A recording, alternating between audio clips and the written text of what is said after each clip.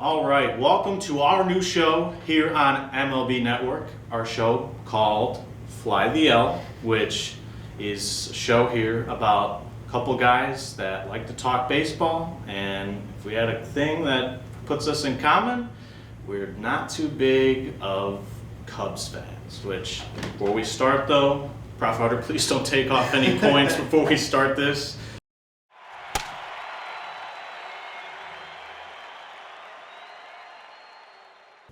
All right, so diving into this MLB season, there has been a lot of crazy games, a lot of shortened games too, which the implement of the pitch clock, which we'll talk a little bit about that later. But looking around, there's been a lot of hot teams to start, which a couple come to mind. But fellas, give me a couple teams that are off the charts in your opinion that are going crazy right now.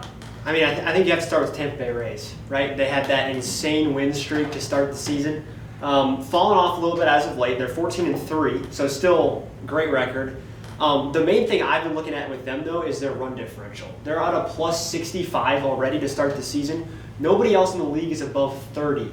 So they are just like off the charts, way ahead of everybody. And it wasn't like they were playing a ton of terrible teams to start the season. So I think they're the real deal. The other team I would probably mention, looking at the National League, would be the Atlanta Braves. They're pretty heavy World Series favorites, I would say, to start the season. 13-4, so game behind Tampa Bay. 7-3 in their last 10, so scary team for sure. But I think Rays and Braves are the two teams that we really have to keep an eye on to start the year. Yeah, I have to agree. I had the same teams down for my Who's Hot teams. The Rays, I mean, you just don't see a hot start like that so very often. I mean, going 13 in a row to start the season, that's just pretty incredible. My only question is if they can, endure that through the long 162-game schedule. I mean, the Rays are looking great. They're looking great at home. They're 10-0 at home right now. They have yet to lose a home game. They love playing down in Tampa Bay. But let's just see how this, wear and tear of the season goes, especially as we get into the dog days of summer. And the Braves, too. The Braves didn't do it in the flashy manner that the Rays did. They didn't put, 13 up right away, but 13-4. And every one of those wins has just been looking, this team looks good. Oh, yeah. A full year of Ronald Acuna healthy. Matt Olson is stepping into that role in first base. You can't replace Freddie Freeman, but if you're going to, the Braves did it as best as you can. As best as you can expect to. The Braves are just going to be a tough team with a impressive rotation, impressive roster, and they've just looked really good. I also added another team on here, the Brewers, so far to start. This is kind of a out of the woodworks kind of. We always knew that their starting pitching was going to be something to, propel this team, and they've looked great. But their roster, they're putting up runs, and so if the Brewers can, sustain this throughout the season, they're going to be another team that's going to look really tough come October. And one more thing I think we should mention about both the Braves and the Rays is they're in probably the two toughest divisions in the MLB. Oh, yeah, for sure. The Eastern divisions in both leagues are stacked with really good teams, and the fact that they both got off to those hot starts within those divisions is unbelievable. And that's one of the reasons, I'm not as sold as the Rays so far, because that's a tough division. When you're getting down and playing all these series against the Yankees and the Orioles this year, right. That's going to be tough. That's going to be tough. And so, I'd like to see how they fare going down the road. But you're right, to get off to that kind of start in the divisions that they're playing in is very impressive. For sure. Oh, definitely. But I was looking around at some teams, but I was just, the one team that stood out, I don't know how, I'm not a big baseball guy, but not how far they're going right now. I would say Arizona. I know they probably aren't that good, but in a division with the Dodgers, Padres, and Giants, and they're ahead of them right now. That's something you expect. I've seen a lot of videos where it's like they have them projected like fourth, which they could by the end of the year. Sure. But just seeing them on top of the division, it's like, what am I looking at right now? Yeah, it's a hot start for Arizona, and that's one of the other things. It was like, we'll see how long they stay where they're at. Right. Especially with, they're a team that's relying heavily on their young talent coming up. And for me, I just don't see young talent winning you that tough a division with the Padres, with the Dodgers. Yeah. These Titans in this division. But we'll see. They've looked good so far. And once again, we're like 17, 18 games into the season, so there's plenty of time for teams to kind of, plant their feet, get their feet under them and really know where they're going. And some of these teams can be flukes. The Rays could be terrible. We have no idea. We're 17 games into the season. But as of right now, they're looking pretty good. Exactly, for sure, for sure. So now flipping it to the other side of the spectrum here, who have been a couple teams that have kind of underwhelmed? They're like, I can probably think of a couple, but I'll let you guys dive into it first. But there's probably a couple teams that you're like, how are they at this record right now, and like what they need to do to get back going right now? Yeah, I'll start with. I think the team everyone thinks of first right now is the St. Louis Cardinals. They're off to a 7-10 start of the season. Not what you were expecting going in for this team. That didn't make a ton of moves in the offseason, but made the right moves is how everyone kind of felt.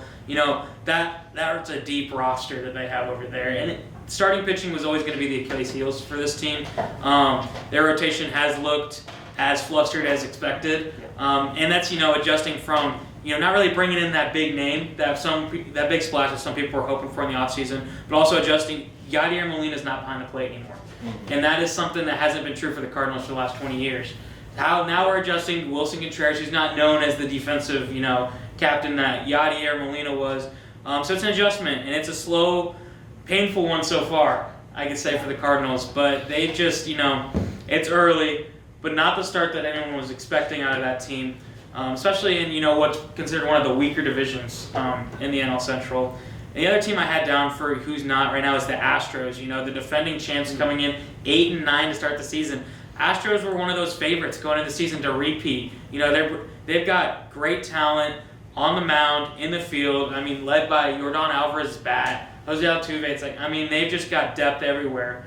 And they're 5-6 at home. They're not playing well, down in Houston right now. So, this isn't something I expect to continue for either of these teams as the season goes on. But for right now, those are the teams that are just not off to a great start. I would definitely agree with both of those. The other two that I had on my list were the Dodgers and the Padres, like we mentioned earlier. Dodgers 8-9, Padres 8-10. Rough starts to the season for both of them. I'm not particularly worried about either team and how their overall season will end up going, but it is a tough start. The Dodgers, actually, I'm a little more worried than the Padres because they had a lot of stuff going on over the offseason. They lost Trey Turner, Justin Turner, Cody Bellinger. Really three core guys who've been around for a long time. And while guys like Justin Turner and Bellinger have kind of struggled as late, they're guys who have been around for a while, kind of a clubhouse presence, veterans that everybody knows and likes. And to lose all three of those guys and bring new guys in, that's going to throw some things off. So the transition period that the Dodgers have, I think, is important, and they're going to have to pick things up if they really want to challenge the Padres for that West division. No, I completely agree. And the thing is, with the Dodgers, we talk about all these big names that they lost, highlighted by Trey Turner. Right. One of the best shortstops in the league right now, if not the best. That's going to be a big hit for that team. But we talk about the Dodgers, how they lost all this talent. You're still sitting on a team with Freddie Freeman and Mookie Betts in your lineup. Sure. Mm-hmm. With guys like Dustin May and Julius Urias on the mound. The Dodgers are going to be there come later this season. But yeah, it's an adjustment, like you said. You're losing some core guys, some core locker room guys, some veteran presence. So who's stepping up into those roles? That's the key for the Dodgers. Who's next man up? Yeah, and they brought in Miguel Rojas to play short, who, granted, he's no Trey Turner, but he's a veteran and he knows what he's doing out there. And they've got some rookies who are stepping up. So we'll see. But I definitely think if I'm an LA fan, I'd be watching San Diego. Another thing to mention is Fernando Tatis Jr. is coming back from his suspension. I think it's Thursday. So they're going to have some more star power in their lineup as well coming up. Yeah, Padres, they showed that they aren't afraid to empty their pockets to try to bring a title home to San Diego. That roster's insane. If you look at it, it's going to be hard to count them out. But like also what you said, they're not off to the best start so far for what they have. But we'll see when Tatis gets in there and they get more into a rhythm. The key for them is if they stay healthy. You can bring all these guys in, but they've got to be on the field, or else what difference does it make? Yeah, I totally couldn't agree more. Like, I know you brought up Trey Turner. Phillies haven't looked great. I know Bryce Harper out of the lineup, but we'll see how much of an impact he will. I know he's coming to first base, I believe. He's learning first base, so I think he could hopefully help them out. But I don't want to bring up my team too. White Sox are selling here early. I know. I had a lot of hope that, like they always do, like he'd bring in Clevenger from San Diego. I think that was a very sneaky pickup for Chicago. That was a good move. But it just shaky batters all around, and just injury bug hits again. Tim Anderson, Eloy already have been in and out of the lineup already. It's tough. Just the injury bug for the White Sox has killed them over the years. Definitely. So, going off of teams, I know there's probably a couple big name players for these teams that are hot, that are guys that could be possible awards candidates down the line, depending on how hot these teams continue. Talk about some players that we should be watching here going on for the rest of the season. Yeah, I actually want to start this off with talking about the Baltimore Orioles, because they're off to a 9-7 start, which isn't the best, but it's a winning record. But they have 3 offensive players who have been tearing the cover off the ball to start the season. Adley Rutschman, of course, everybody knows he's going to hit well. Yep. Jorge Mateo has had a great start to the year, and I think that was a surprise to a lot of people. Yes. And then Austin Hayes in the outfield. And I think a lot of people, after they moved that left field fence back in Baltimore, were like, the home run numbers for righties especially might go down. They're all hitting really well, and especially Mateo, I think, has really surprised a lot of people. He's got the second highest OPS in the American League right now, behind only Matt Chapman, who's batting over 400. Yeah. So, if they've got 3 guys who are hitting at all-star, maybe even MVP levels for even half of the season, I mean, Baltimore has a scary offense, and there's a lot of guys on that roster who can really hit. Obviously, you have to mention Matt Chapman in the American League too, hitting over 400, insane start to the season.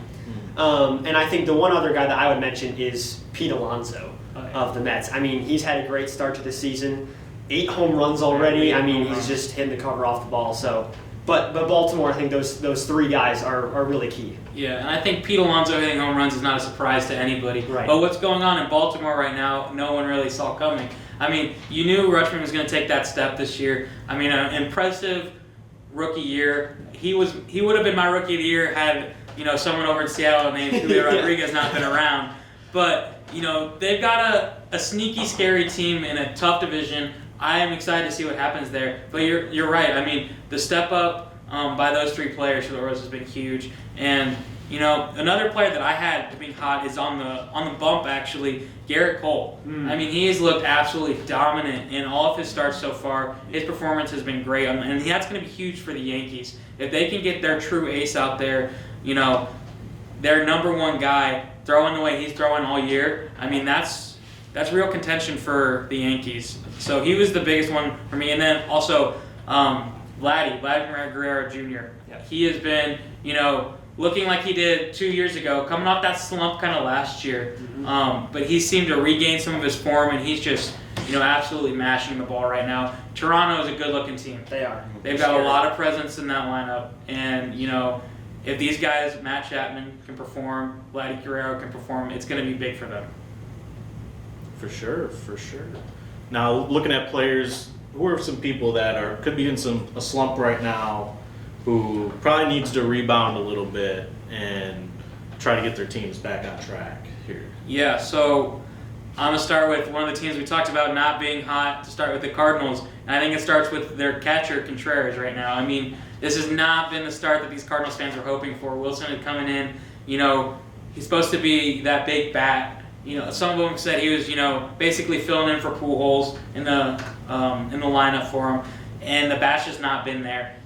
He's starting to look better as of recent, but this start for Contreras was not what they were looking for. He's going to be a big key to a team that, has high expectations with, the best corner infielders in the league. I mean, you've got great young presence. That catcher role, the Cardinals went out to find their guy. They found their guy, but is he going to be their guy? And I think as the season goes on, he gets more comfortable. That changes. But for right now, I had Contreras down as just not getting off to the start you want to see. Yeah, that's for sure. I definitely agree with that. I think there's one guy that specifically that I want to talk about, which is Eduardo Escobar of the Mets. He's not necessarily an everyday starter. However, he's vitally important to their team because he plays multiple positions. He's, I believe, a switch hitter, so he can hit from both sides of the plate. And he's that guy who, when someone needs a day off, he's in there. Doesn't matter who's moving around where, but he's the first guy they go to. And he's hitting 125 right now to start the season. That is not acceptable. And especially for the Mets in a division where you've got the Phillies and the Braves, who are both playoff teams. And honestly both teams that could make the World Series, that he's vital. He's the next guy up. So you want him to step up. Also, with the Arizona Diamondbacks, we're just talking about how they're leading the National League West right now. Jake McCarthy, young outfielder, you were saying you can't rely on the young guys to really carry you to a division title, but I mean he's pretty key to their team, and he's struggling. Yeah. Also, Christian Walker, one of their veteran players, big power bat, and he hasn't done much. He's got 2 home runs in the year, hitting 186. You want him to step up too, especially if you're going to try and contend with those big power teams in the Padres and the Dodgers. And he's going to be a guy that team needs to look on. When their young guys are slumping, he needs to be that guy that can kind of almost be a steady presence for them, and he has not been that yet. Exactly. All right, as we just saw, talking about the highs and lows that we've seen through players through this hot start to the season. Now we're only like 17 games in, but I kind of want to see, where do you think these players could be based on like your awards, your MVP, Cy Youngs, Rookie of the Year? So give me your predictions for what we're thinking here for these awards. Yeah, I think starting with MVP over in the American League, obvious answer I think is Shohei Ohtani. That's where I'm going to put my money, especially with the hot start that he's been off to this season. He's pitching under 1, which is ridiculous, and he's also hitting at a high level. I think, this is, as much as I've heard this over and over again, we really haven't seen this ever in baseball. The way he's performing at both on the mound and at the plate. And I think he definitely, as far as he's played so far this year, he definitely deserves to win another MVP. In the American League, Pete Alonso is who I'm going with. We were talking about him earlier. I think he hits 45, 50 home runs this year and hits at a high level, and I think he would be my pick for the National League. Yeah, MVP American League, like you said, Shohei Ohtani is everybody's pick right now. What he's doing out there is just so incredible. It's hard to go against him. But, to play the little advocate, I'm going to throw out Vladimir Guerrero Jr. I think we're going to see kind of a repeat of what we saw 2021, where it was Ohtani and Vladdy kind of going back and forth. I think those guys are going to be the 1-2 come the end of the season. And it's a matter of, can Vladimir's offense overpower the two-way play that Ohtani has up there? Because, it's going to be hard to overcome if Ohtani can be out there and be a Cy Young level pitcher and, MVP level batter. He's going to be hard to beat, but I think if anybody can give him a run, it's Vladimir Guerrero Jr. NL, the National League MVP, I'm going to throw out Ronald Acuna.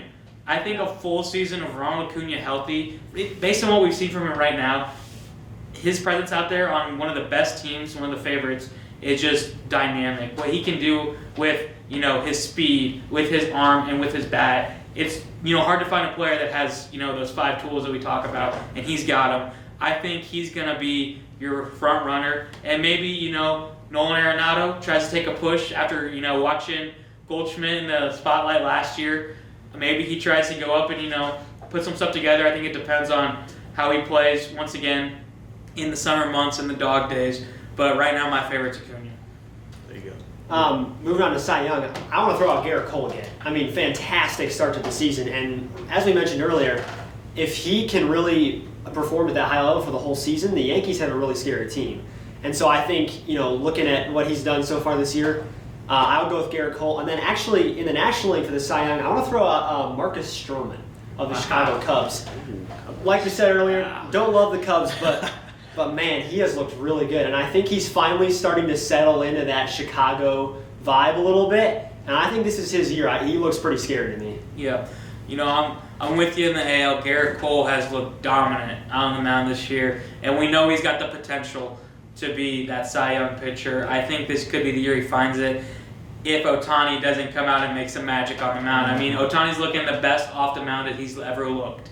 This year, I think, is when Ohtani makes his run at the Cy Young, and maybe does a little Cy Young MVP combo. In the National League, I feel like this is more wide open. I mean, there's a lot of pitchers that can make a run. I threw out Aaron Nola with the Phillies. I mean, he, I think, often overlooked, and the 1-2 punch that the Phillies have over there with Nolan Wheeler is dynamic, and I think Nola comes out as the true ace, with Wheeler being, the backup ace, I guess you could call him. I think Nola gives it a run for the Cy Young this year. And then lastly, I guess with Rookie of the Year, I think in the American League, there's really, in my opinion, there's really only one option, and that's Anthony Volpe of the New York Yankees. Crazy start to the year for him. He's been hitting at a high level, stealing bases, playing good defense. He really looks like a good 5-tool player right now. And I mean, people threw out Gunnar Henderson's name for a little while with the Baltimore Orioles, but he's had a rough start to the year, and I think Volpe's going to run away with it in the American League. In the National League, I think there's two main candidates, Corbin Carroll of the Arizona Diamondbacks and Jordan Walker of the Cardinals. And as much as I love Jordan Walker, I'm actually going to go with Carroll. He is probably one of the fastest players in the majors. He looks great in the field, and his hitting has been all right, and I think if he really steps that up, he'll probably run away with it. I think Walker will give him a run for his money, especially if he can put up the power numbers that we saw that he was putting up in the minor leagues. But I think Carroll is probably my front runner in the National League. Yeah, we're a lot in agreement on the Rookie of the Year candidates here. Going into the season, I think Gunnar Henderson was the favorite in the American League for most people.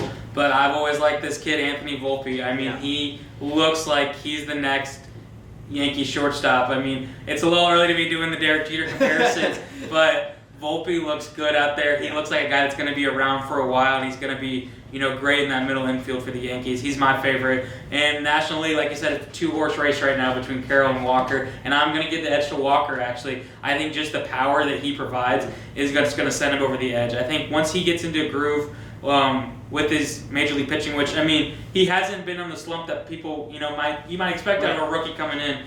I mean, 12 games hitting streak to start a career, that's pretty impressive. And so I think once, when his bat comes through the zone and connects with the ball, I mean, that ball goes forever. And I think we're going to see that a lot this year. I think that's what's going to give him the edge. Once again, going to be a close race over there, though.